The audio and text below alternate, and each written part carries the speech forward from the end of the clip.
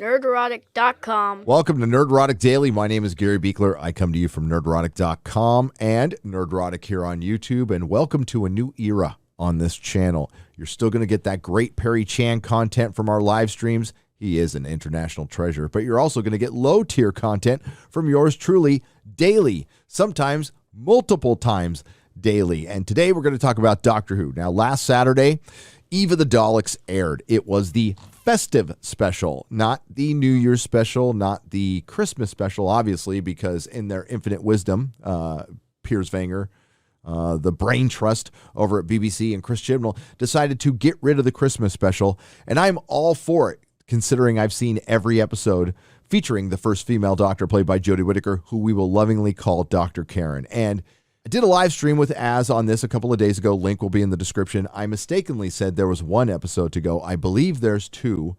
I wish there was only one, but I believe there's two left in the first female doctor played by Jodie Whittaker, who we will lovingly call Dr. Karen era. And, well, it reached a new low last Saturday.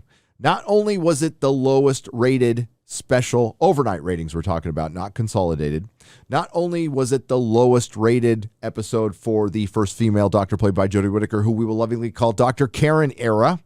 Not only was it the lowest rated episode for the New Who era, it was the second lowest rated episode in the entire history of the show. The only episode to beat it out is Battlefield Part 1 from season 26, which was a better episode than this. Eve of the Daleks was a budget saver. It was a bottle episode, a lot of repeated scenes. They did a Groundhog Day thing, and it was atrocious, but that's what we come to expect from Chris Chibnall. Arbitrary time clock, everything solved with the Sonic towards the end, and the only big takeaway is the Doctor still likes girls. If you consider the first female doctor played by Jodie Whittaker, who we will lovingly call Dr. Karen, the Doctor, which I don't. Unfortunately, the era ended. I guess we all have a different place for our headcanon. Me personally, I'm going to have to say, I'll say Twice Upon a Time, even though I think season 10 is abysmal. I'll say Twice Upon a Time. But when it comes to this episode, getting 3.21 million viewers, that's abysmal. Now, I know some of you in the States will go, shit, that sounds like a lot compared to Batwoman, and you'd be right, which gets like 300,000 regularly. But we're talking about Doctor Who. We're talking about something that's part of the fabric, part of the DNA of a country. We're talking about a show that had a Christmas special that brought in 13.31 million viewers just a decade ago. Of course, it was with David Tennant. And that tied the highest rated episode, which was City of Death with Tom Baker. That is 15%, a little over 15% of the population of the country. Those are Super Bowl numbers here in the States. And I'm not saying it needed to hit 13 million all the time, but they could have hit 6. They could have hit 7 if they would have just kept with the formula. But instead, they got arrogant and they decided to make a political and ideological decision, not a creative one. And you just can't go back on those. And that's why they had to see things through with the first female doctor played by Jodie Whittaker, who we will lovingly call Dr. Karen, knowing it was a massive failure. And it has been from the get-go, knowing that the critics, yours truly and many others, Bulls Trek as Critical Drinker, Noel, Problem Being, I'm forgetting people, sorry, have been right. About a year ago, I said the only way this show can get saved is if somebody rips it out of the BBC's hands. And that was done. A miracle happened. Russell T. Davies came back after saying he would never come back. And this is a great move. It excited Doctor Who fans, but it hasn't excited anybody else. Most normies don't even know who Russell T. Davies is, but they know who David Tennant is. So they need to continue to swing for the fences if they want to get a percentage of that audience back. As it stands right now, the show's dead. And until I hear William Hartnell's the first Doctor, the Doctor's from Gallifrey, and the Doctor is a Time Lord, there's really nothing to talk about. Everything hinges on the next Doctor. Now, again, we don't have the consolidated numbers for Eve of the Daleks. It'll probably put it in the bottom 10 of all time, and that's with the highest estimate. I think Az predicted 5 million. I predicted 4.5. We'll have to see. I think it's going to be closer to 4.5. And I believe the next episode is going to be lower because it won't be on a holiday. It'll be some random day in November. Now, we have a holiday in November, Thanksgiving, but I don't think you guys do. Well, what, Guy Fawkes Day?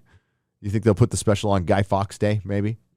But the Sea Devils are in it, and that's not going to move the needle for anybody, not even me, because I don't want to see any classic villains in with the first female Doctor played by Jodie Whittaker. She'll just ruin them.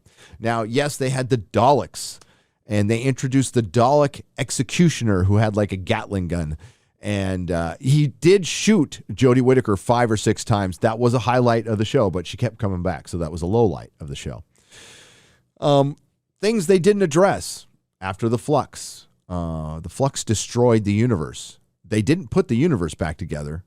Nobody said anything about it. So there's still no Jupiter. There's no Saturn.